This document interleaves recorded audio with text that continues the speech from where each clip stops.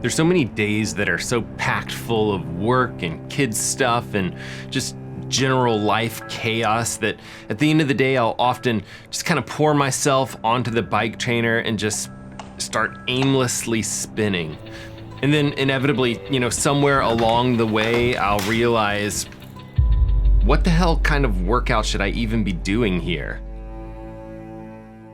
Today, Sufferfest announced that they're upgrading their training platform with the goal of answering that very question. The new application is now going to include the entire Sufferfest library with their huge catalog of workouts that are often, overplayed with real cycling race footage and music. But they also have mental training and running and strength training, swimming, and yoga categories in their libraries.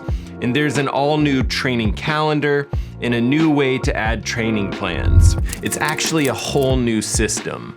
Wait a minute, this is Wahoo. There, that's better. Sufferfest is now System, and in this video, I'm gonna go over some basics about what this product is, but I'd also like to talk about what this means for existing Sufferfest users and go over some of the requirements for this new product, as well as my general overall thoughts on these changes. So hypothetically, if you are a long-time Sufferfest user and you do hear about these changes today, your first question is probably gonna be something like, are they gonna change or raise the price on me? And the answer is, nope. Subscription to System is gonna cost $15 per month or $130 per year. More details at this link below here. And one thing that I really do respect, at least this was the case for Sufferfest, is you could actually do a 14-day free trial without putting in any sort of credit card information. It's not one of those services that gets you signed up for a trial and then kind of hopes that you forget to cancel. It actually seems like they genuinely want you to give it a try within the trial period. Novel concept there. So that's pricing as of this video, which is late fall of 2021, and I'm sure that that's subject to change. So let's go over a quick tour of the app. This is the new home screen. Here you can kind of see workouts for yesterday, today, and tomorrow, as well as some general kind of bloggy type stuff down below here. And by the way, these screens are basically gonna look the same whether you're using the desktop version, the tablet version, or the mobile version of the application. It's built on a framework called Electron, which basically means it's using web technology to make it look and feel the same across, a variety of different platforms. Too much information, but the second tab here is your calendar, and you can view it in a monthly view or a more expanded weekly view. Clicking on any of these items just launches that particular activity.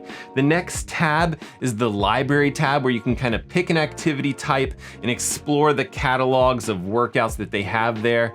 There's some new stuff to check out here at the bottom. I'm excited to watch the A Week With series, which is where you can kind of work out with one of the sponsored Wahoo athletes. There's not a ton of athletes yet. Currently only two, Ian Boswell, who was a former Grand Tour rider and who has recently been riding gravel. And then there's Coach Neil Henderson, but I'm hoping that they add more in the near future. I should also mention that Sufferfest still uses that concept of 4DP power, or four-dimensional power, which basically means that the system is looking at how efficient you are, not just for like a 20-minute FTP test, but also how effective you are at 5 seconds, 1 minute, 5 minutes, and 20-minute efforts. And you'll get classified as a sprinter, an attacker, a pursuiter, a time trialist, roulier, which is a kind of general all-arounder, or a climber. Obviously, I don't put out a ton of power. I melt in the heat, and I'm generally too soft for cycling. Perhaps that could be a new classification type for myself, but we'll see if that ever happens. The next tab here is where you would choose a training plan. And it's definitely best to have done that kind of 4DP power test prior to this, but it's definitely not something that's required. Then there's a progress tab where you'll see events and badges. If you're a longtime Sufferfest user, all of your badges and progress should come across here into the new app.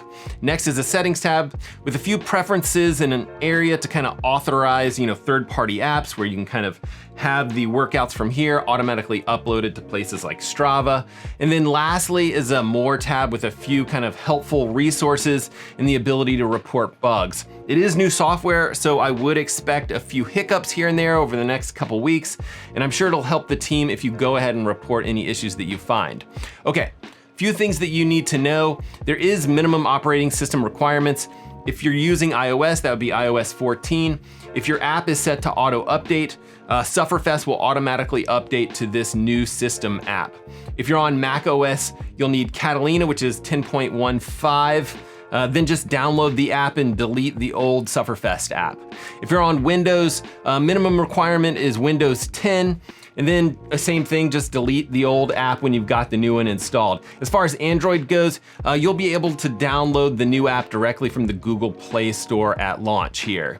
So if you're an existing user, your workout history should still come across after the update, along with your badges and achievements, like I mentioned before, and any sort of training plan that you currently have loaded onto your calendar. You will need to re-download any previously downloaded videos from your device. So, while this is an entirely new system, to me, I still think that it actually feels a little bit more like, a new front-end system with the same kind of back-end services for the most part. By that, I mean that it feels like Sufferfest got kind of a name change and a facelift. The core functionality still feels very much the same to me. And while there is a few new concepts and pieces in here, it mostly feels like it's a lot of the previous content just reorganized within a new application.